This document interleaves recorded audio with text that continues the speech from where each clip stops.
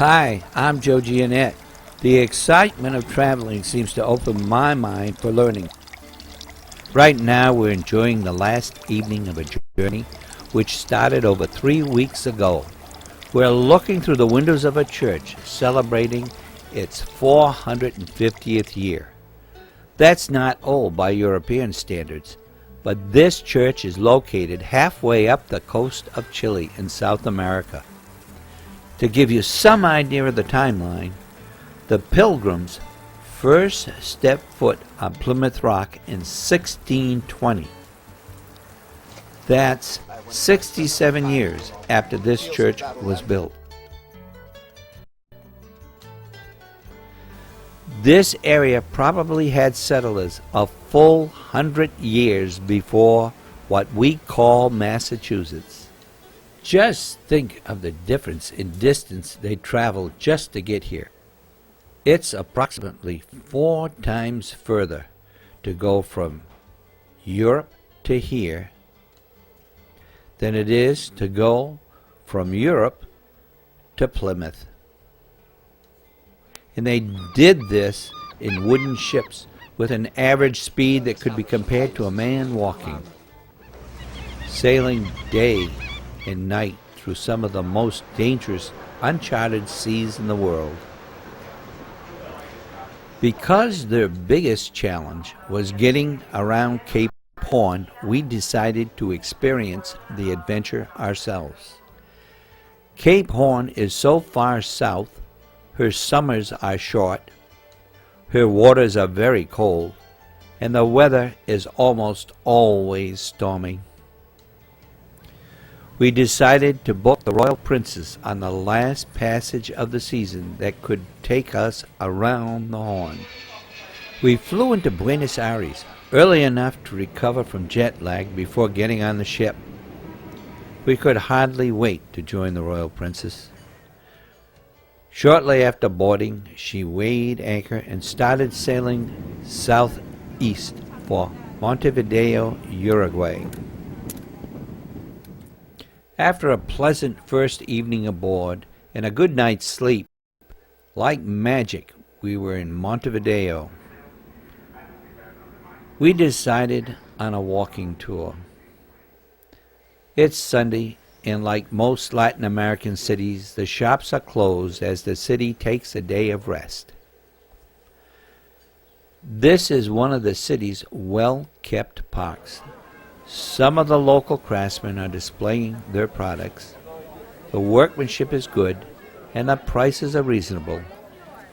We bought a few things to remind us of Uruguay. The main cathedral borders one side of the park. We found out Mass was about to begin, so we attended. The Mass was in Spanish. It remains somewhat of a mystery to us, but we were able to enjoy the beautiful artwork along the side of the church.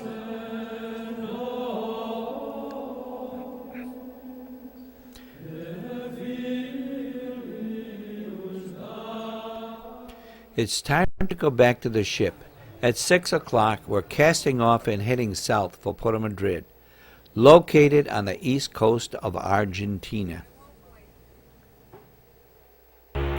As we leave Montevideo, her distinctive skyline comes into full view and then gently fades below the horizon.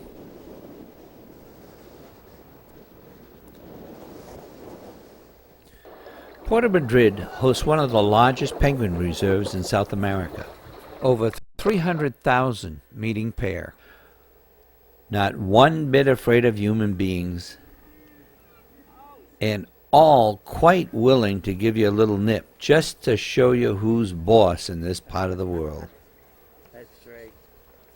That's great. Wow, what a bonus. Wild monarchs. These animals are on the endangered species list. They're so shy and skittish, they haven't been able to domesticate them. Oh, what a treat. Ureas. I had no idea they were in this area. We knew all about the penguins from the ship. The monarchs and the ureas were completely unexpected. Can you imagine the confusion of the first settlers as they encountered these animals for the first time? The law between predator and prey is almost instinctive. If it runs from you, it's prey. If it doesn't, it's probably a predator. Large, shy monarchs? Small, indifferent penguins? On our way back to the ship, we stopped at this Welsh village for afternoon tea. What a treat!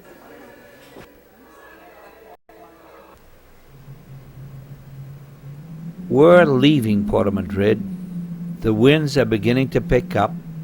Hopefully we can reach Port Stanley in the Falkland Islands before the seas get too rough.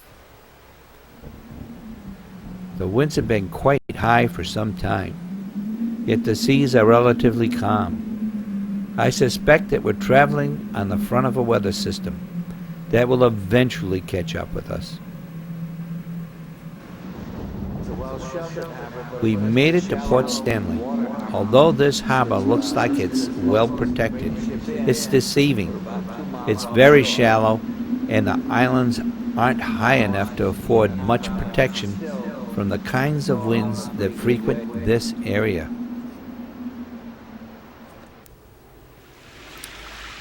We made it ashore, and to put it bluntly, it's raining like hell. It's too cold and wet to spend a lot of time here, but it was nice to have the choice.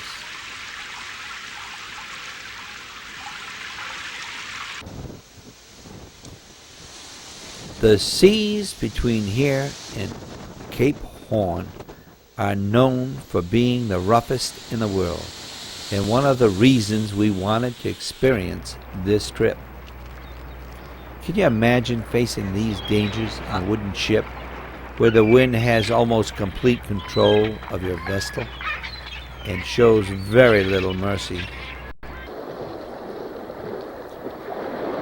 Our next stop is Cape Horn. It's 1:30 in the morning and I've been awakened from the ship's violent motion. It's time for me to wait this one out in the safest place on the ship, my bunk. After talking to the crew, last night was a cakewalk. When the previous crews sailed through this area, they took several 60-foot waves. The grand piano turned completely upside down. They lost this pole that held the bow navigational light and took severe damage throughout the ship. I came here to experience what Cape Horn is all about. If I hadn't experienced the rough seas, I'd have been disappointed. Here it is, Cape Horn. We can't see very much of it right now, but the weather in this part of the world can change in a heartbeat. This is such a significant place on our planet. It's the end of a continent. It's where two great oceans meet. It's a major milestone for most mariners and probably the biggest graveyard of ships in the world. We can't see all of it, but that doesn't diminish its importance, and I still feel privileged for being here. We've all seen what it looks like in pictures.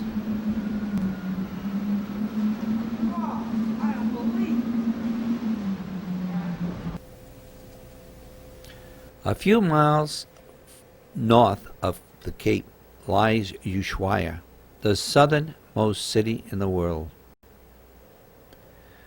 It's early in the morning. The calmness of the day hasn't begun yet, giving us the opportunity to view this city in this serene setting. Can you imagine the privilege this city enjoyed before the Panama Canal? Knowing it's a safe harbor where ships could stop for rest after fighting the winds and seas like we just experienced. Their main attraction now is skiing during the middle of our summer. Weather conditions in this part of the world are harsh and unpredictable. According to the almanac, 9 out of 10 days have obstructed visibility, either snow, rain, fog, or low ceiling. According to the locals, today is the clearest and brightest day they've seen all summer, and the summer is almost over. We're saying goodbye to Ushuaia and entering the Beagle Channel, named after the ship that Charles Darwin took in 1837. Wow, this is breathtaking. The bridge is seeing 50-knot winds, yet the water is mirror calm. It's like traveling on a magic carpet while nature displays her finest wares.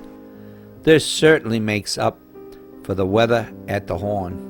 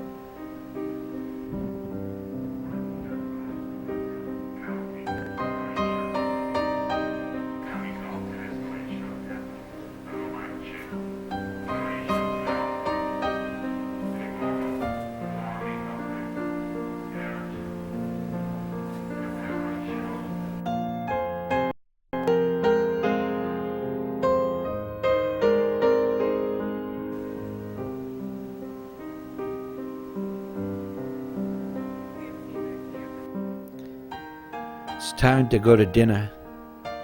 I can't leave. You have to wonder what the settlers' reaction was to this scenery. Fear, joy, or apathy.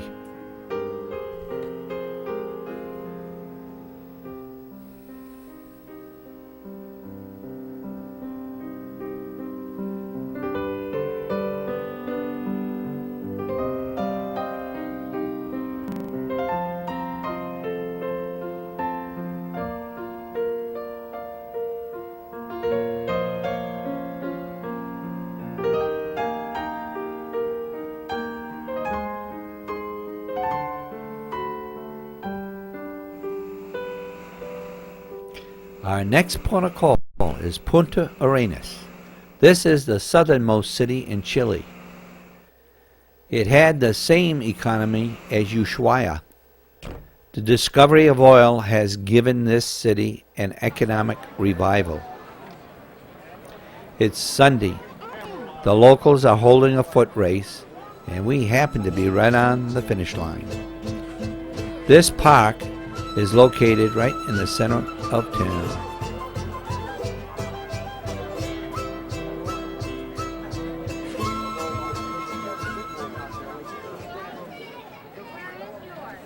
There's a legend that says if you touch the foot of that Indian, you'll return. To be quite honest, I don't believe in legends, and to prove it, we're going to touch his toe.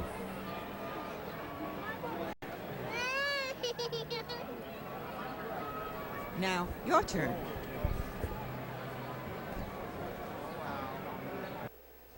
It's time to cast off again. We're cruising up the west coast of Chile for the next 3 days. We're taking the inland passage, so we rarely lose sight of land. There's never a dull moment. The eye candy continues as we move up the coast.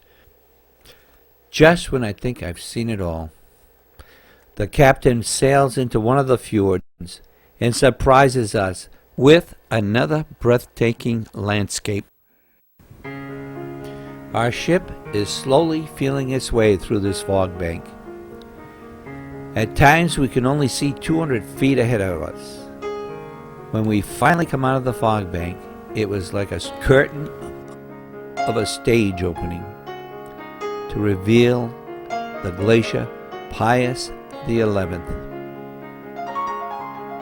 It's like 4 miles wide and 90 feet high.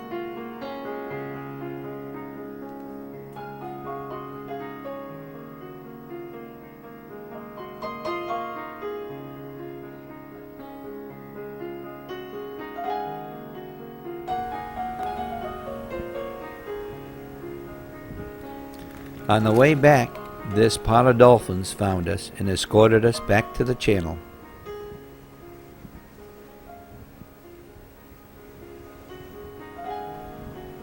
Our final day at sea before reaching Portamount. I'm up early enough to catch this Chilean sunrise.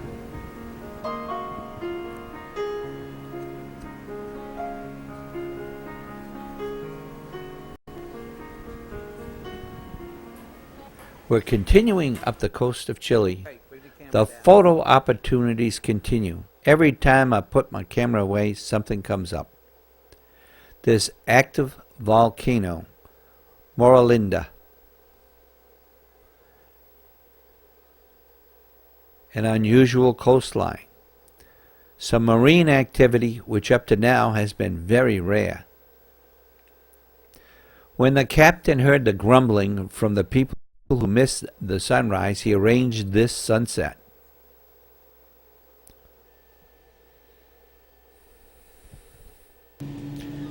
Portamount is our last port of call before docking in Valparaiso.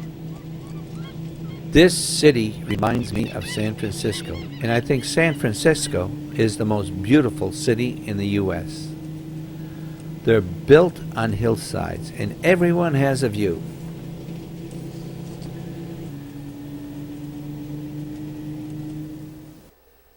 There's just one difference. Calboco. It may look like it's in your backyard. However, it's over 25 miles away. Oh, by the way, it's still active. Our next and final stop is Valparaiso, where we disembark the ship and headed for Santiago. After traveling, my wife always asks the same question. Would you do it again? I always reply with the same answer. It was a great trip, but it's a big world and there's a lot I haven't seen yet. This time, for some reason I can't explain, I said yes, I probably will.